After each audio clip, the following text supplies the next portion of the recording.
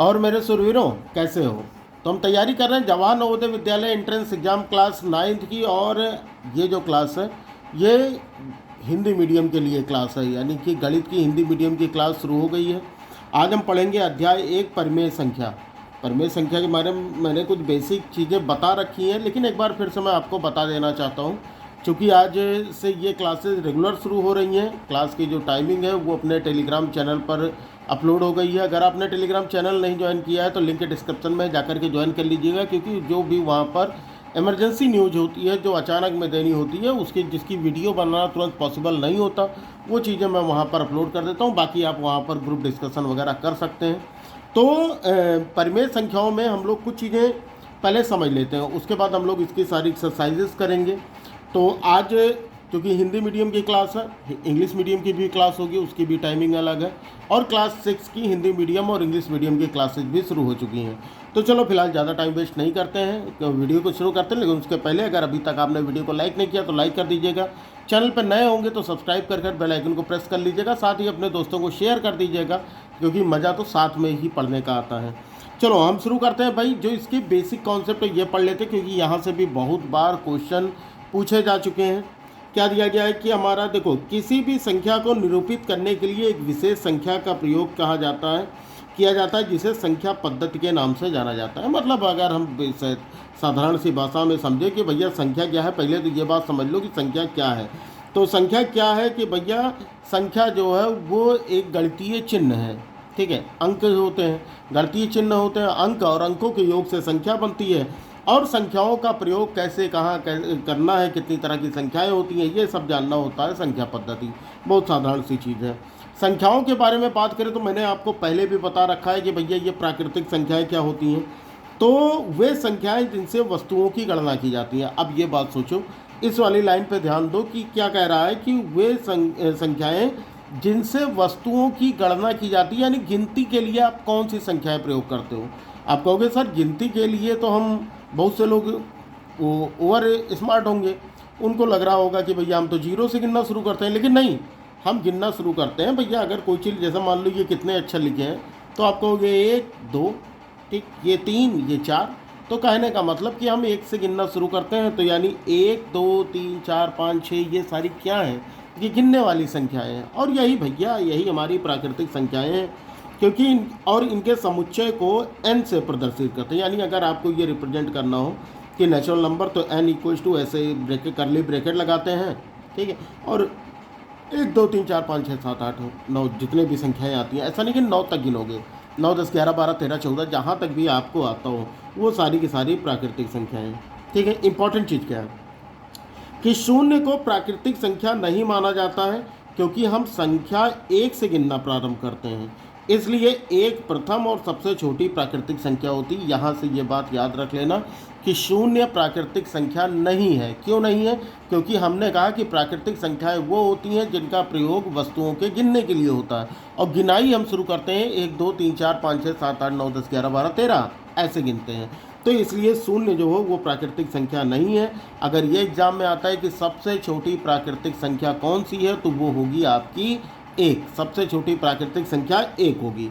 और सभी प्राकृतिक संख्याएं होती हैं वो क्या होती हैं, धनात्मक होती हैं।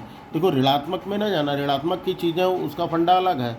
अभी हम लोग केवल ये समझ रहे हैं कि भैया प्राकृतिक संख्याएं क्या होती हैं। तो है वो संख्याएं जिनका प्रयोग हम वस्तुओं को गिनने के लिए करते हैं, वो प्राकृतिक संख्याएं होती हैं। सबसे छोटी प्राकृतिक संख्या 1 है, और सभी प्राकृतिक संख्याएं क्या होती हैं, धनात्मक होती हैं। क्लियर हुई बात? चलो आगे आते हैं। अगला दिया गया हमारा पूर्ण संख्या है। अब ये पूर्ण संख्याएं क्या हैं भैया? देखो, अगर हम प्राकृतिक संख्याओं के समुच्चय में शून्य को भी जोड़ लें, यानी 1 2 3 4 5 6 7 8 9 10 11 12 13 14 15, ये सारी तो हमारी प्राकृतिक संख्याएं थी। लेकिन अगर हम इसको शून्य से गिने, शून्य 1 2 3 4 5 6 7 8 9 10 11 12 13 14 15 16 17 18, यानी अगर शून्य से ये गिन रहे हो, तो वो क्या बन जाती है, उस समुच्चय को कहा जाता है पूर्ण संख्याएं।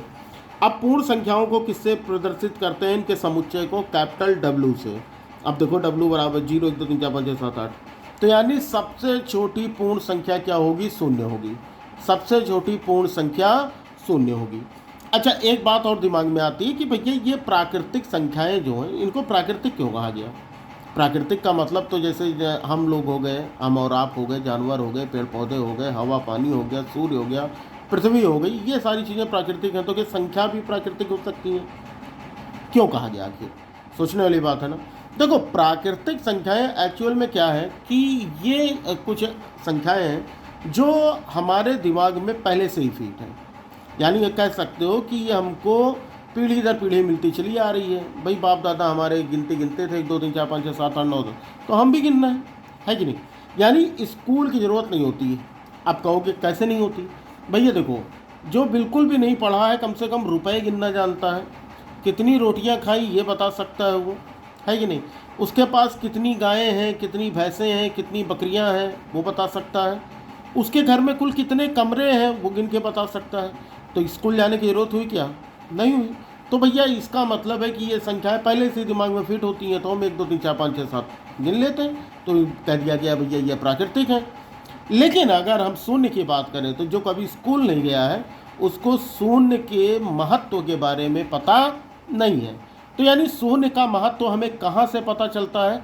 हमें पता चलता है स्कूल से, हमें पता चलता है शिक्षक से, हमें पता चलता है कोई भी अपने घर में पढ़े लिखे लोग होते हैं तो वही बता देते हैं कि भैया शून्य का यूज ऐसे ऐसे होता है।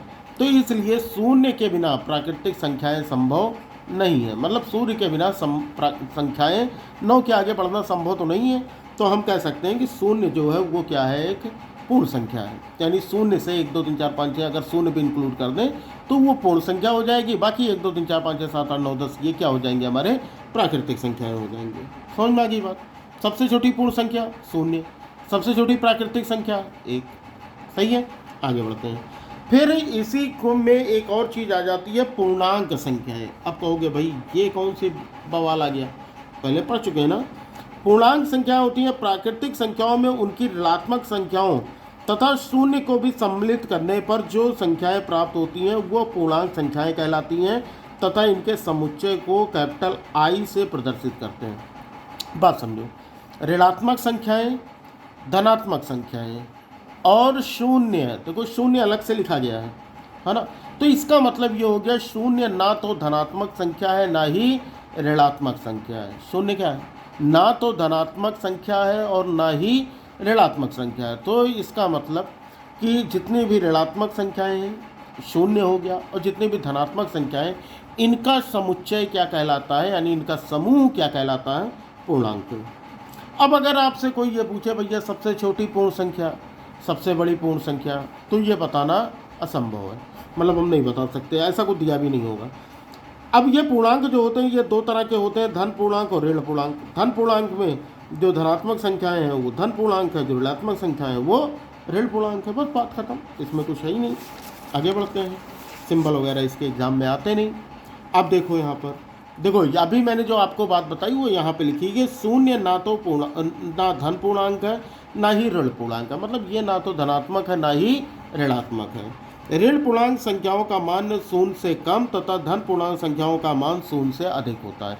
यानी जो ऋणात्मक संख्याएं होती हैं वो शून्य से छोटी होती हैं, जो धनात्मक संख्याएं होती हैं वो शून्य से बड़ी होती हैं। यानी अगर ये कोई पूछे कि -1 और 1 में कौन बड़ा है, तो आप क्या कहोगे? भैया 1 बड़ा है कि नहीं? -1 और 1 में कौन बड़ा है? भैया एक धनात्मक संख्या, जाहिर सी बात है, ऑब्वियस सी बात है कि भैया 1 बड़ी होगी। तो ऋणात्मक संख्याएं शून्य से छोटी होती हैं और धनात्मक संख्याएं शून्य से बड़ी होती हैं। अब देखो फिर अगली चीज़ आती है हमारी सम संख्याएं। अब सम संख्याएं क्या हैं? सम संख्याओं के बारे में ये बताते हैं कि जो संख्या 2 से विभाजित हो जाए वो सम संख्याएं होती हैं। भैया हम तो कहते हैं ये बात याद रखो कि जिन संख्याओं के इकाई का अंक जिन संख्याओं के इकाई का अंक 0 2 4 6 8 0 2 4 6 8 इकाई का अंक, जैसे इसमें देखो यहाँ इकाई का अंक 4 है, यहाँ इकाई का अंक 8 है, तो यानी ये भी सम संख्या है, ये भी सम संख्या है। सही है।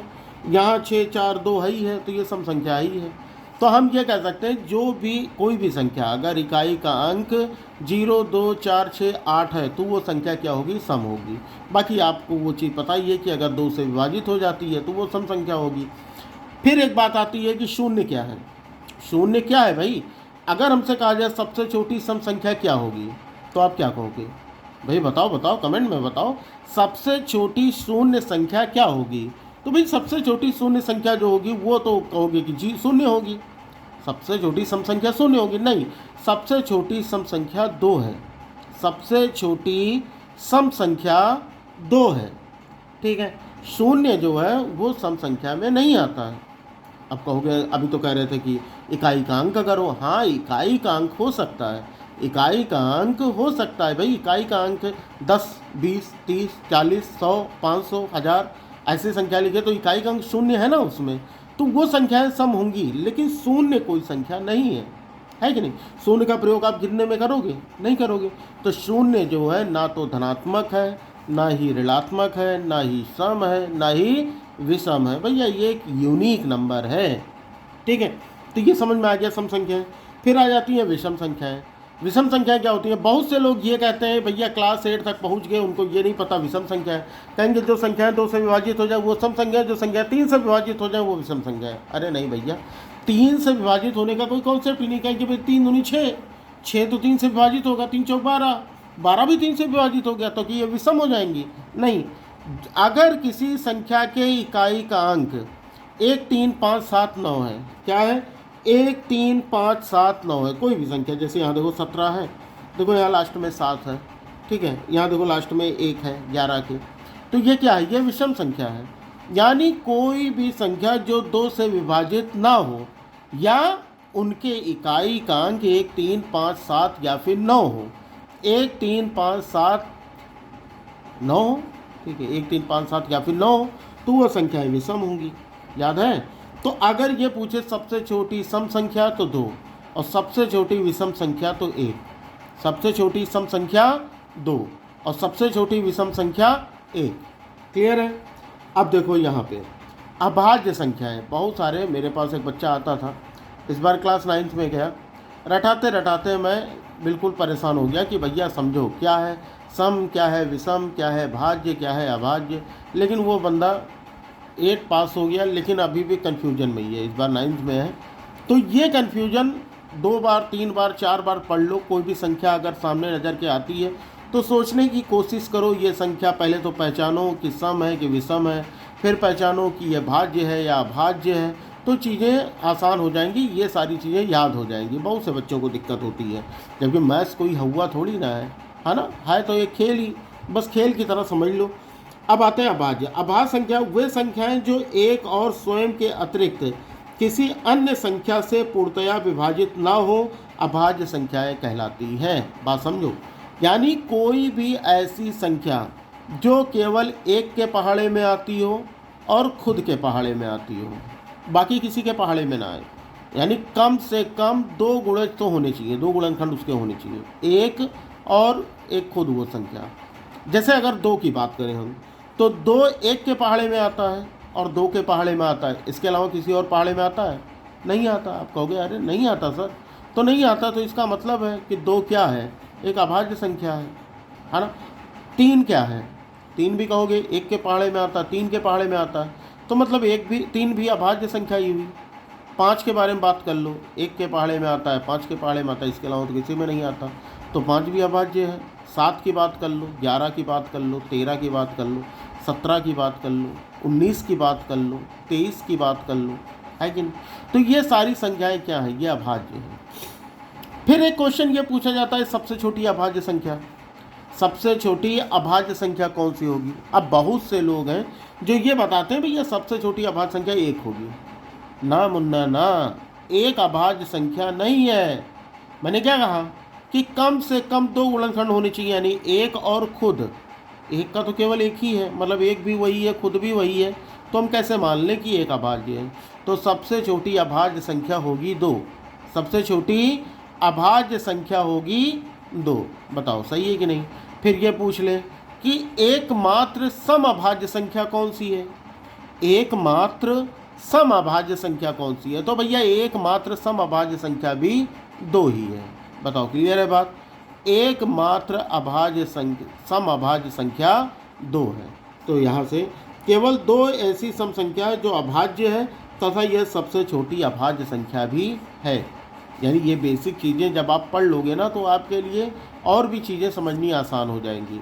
अब आ जाओ भाज्य संख्याओं पर। तो भाज्य संख्याएं क्या होती हैं? वे संख्याएं जिनका एक व स्वयं के अतिरिक्त कम से कम एक और गुणनखंड हो तो भाज्य संख्याएं कहलाती हैं। बहुत से साधारण सी बात बताई कि ऐसी संख्याएं जो एक से विभाजित हो, खुद से विभाजित हो, इसके अलावा किसी और से भी विभाजित हो, तो वो संख्याएं क्या कहलाती हैं? भाज्य संख्याएं। जैसे 4 को ले लो आप। 4 1 के पहाड़े में आता है, 4 के पहाड़े में आता है, साथ में 2 के पहाड़े में भी तो आता है। तो यानी 4 क्या है? 4 क्या है? 4 एक भाज्य संख्या है। अच्छा 6 पे आ जाओ। यहाँ तो 6 नहीं दिया, हम मान लेते 6 पे आ जाओ। 6 1 के पहाड़े में आता है, 6 1 के पहाड़े में आता है। तो आपको ये क्लियर हो गया होगा कि भैया सम संख्याएं क्या है, विषम संख्याएं क्या है, भाज्य संख्याएं क्या है और अभाज्य संख्याएं क्या है। अब यहाँ पर देखो कि अगर ये पूछा जाए कि सबसे छोटी भाज्य संख्या कौन सी होगी, तो सबसे छोटी भाज्य संख्या होगी हमारी 4। ठीक है, सबसे छोटी भाज्य संख्या होगी 4। 1 के बारे में देख लो। 1 ना तो भाज्य संख्या है ना ही अभाज्य। एकदम दिमाग में बिल्कुल बैठा लेना कि 1 के साथ समझौता नहीं करना कि अपने दिमाग में रखे हो कि भैया एक भाज्य है या अभाज्य है। ऐसा को दिमाग में बहुत से लोगों को लगता है एक अभाज्य है, जबकि यहाँ साफ साफ बता दिया गया कि 1 ना तो भाज्य संख्या है ना ही अभाज्य, और भाज्य संख्याएं सम और विषम दोनों हो सकती हैं। अब कहोगे ये कैसे? देखो जैसे यहाँ पर अगर हम देख लें 9, तो 9 के बारे में देखो। 9 एक विषम संख्या है ना। 1 के पहाड़े में आती है, 9 के पहाड़े में आती है, साथ में 3 के पहाड़े में भी तो आ रही है कि नहीं। तो इसका मतलब जो अभाज्य संख्याएं हैं वो सम भी हो सकती हैं और विषम भी हो सकती हैं। जैसे हमने 4, 12, 16 इन सब के बारे में, लेकिन यहाँ 21 दिया देखो। तो यानी ये 3 संख्याएं तो सम है, लेकिन 21 क्या है? विषम है।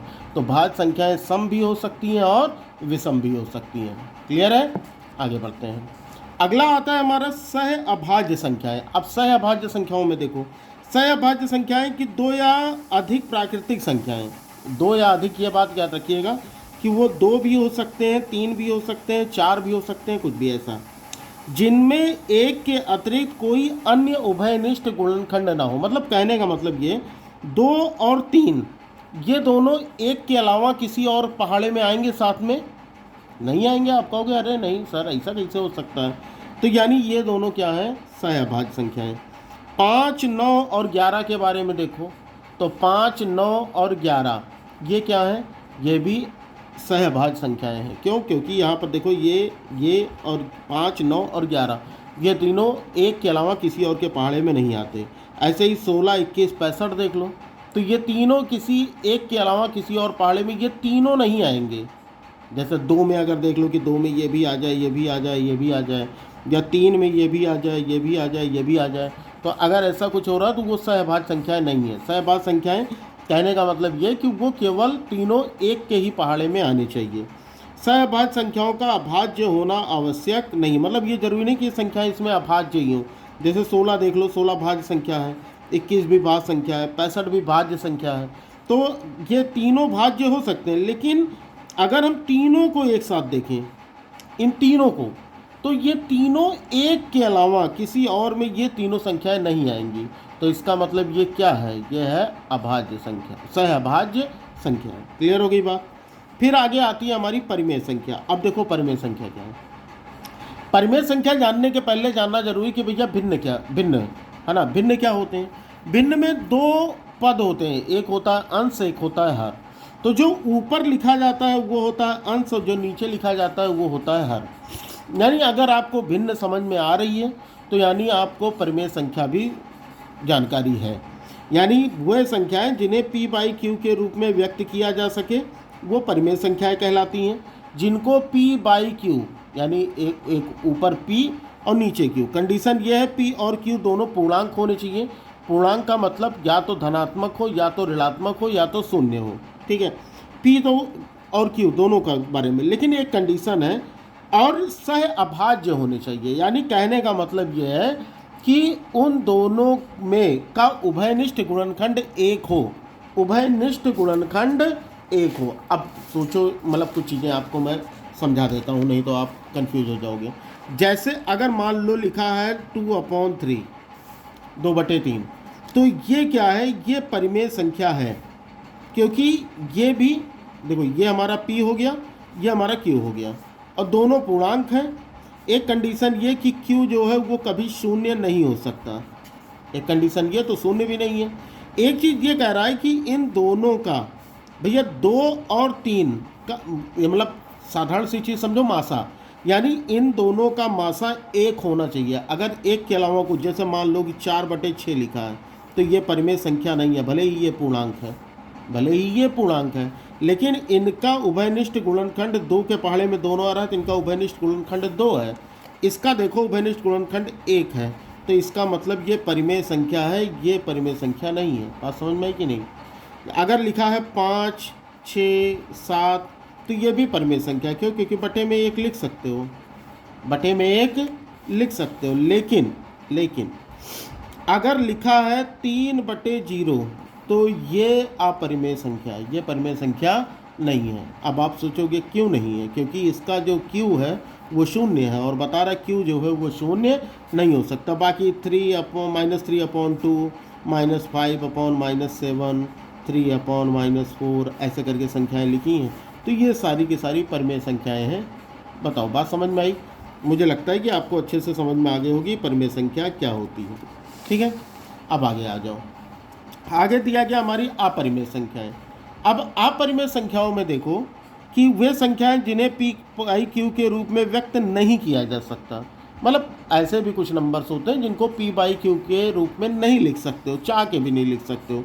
ठीक है, तो उन्हें अपरिमेय संख्या कहती हैं। जहाँ p तथा q पूर्णांक हैं तथा q अपरिमेय, p q is not equals to 0, मतलब चाह के भी नहीं लिख सकते हो। जैसे कोई भी रूट वाली संख्या होगी जिनका पूर्ण वर्ग या पूर्ण घन ना निकले, जैसे √2 हो गया, √5 हो गया, √7 हो गया, ठीक है, या पाई हो गया, तो ये सारे क्या हैं? ये अपरिमेय संख्या हैं।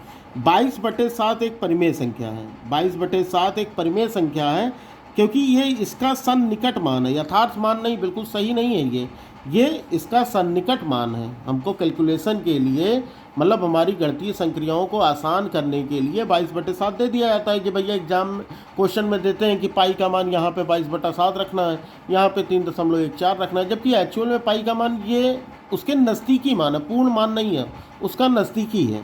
ठीक है, तो 22/7 एक परिमेय संख्या है, लेकिन पाई क्या है? एक अपरिमेय संख्या है। बताओ, बात समझ में आ गई? फिर आ जाते हैं भैया वास्तविक संख्याएं। वास्तविक संख्याएं क्या हैं? देखो, वह संख्याएं जो परिमेय और अपरिमेय दोनों होती हैं, यानी जो परिमेय में पढ़े हो, जो अपरिमेय में पढ़े हो, इन दोनों का जो समूह है, जो समुच्चय है, वो होता है वास्तविक संख्या, यानी रियल नंबर। तो इसको हम कैपिटल R से रिप्रेजेंट करते हैं।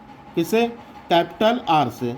जैसे देखो, ये √5 ये अपरिमेय संख्या है, 7/4 अपरिमेय, 1/2 परिमेय, पाई अपरिमेय, -1 परिमेय, 0 परिमेय, 5 परिमेय। तो ये देखो, परिमेय और अपरिमेय संख्याओं का जो समूह होता है वो क्या होता है?